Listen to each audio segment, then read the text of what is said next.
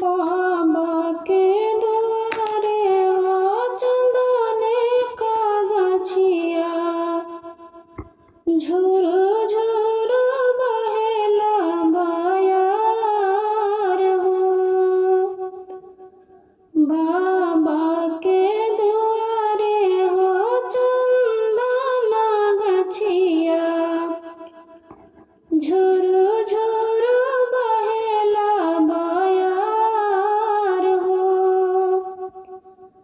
तेही तारे बेटी का पापा से जिया लगावे, से जिया सोवे लायन चित हो।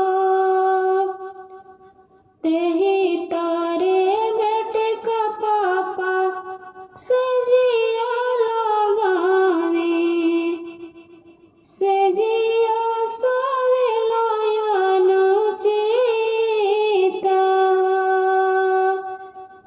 बैठी जगावेली बेटी हो कवना बेटी, उठा पापा भइले बिनुसार हो।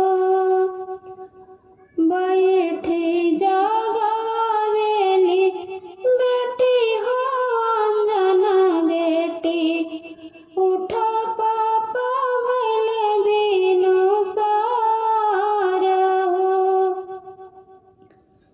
जेकरे ही घरे पापा कन्या कुंवारी हो, ते कैसे सोवे अनचित हो।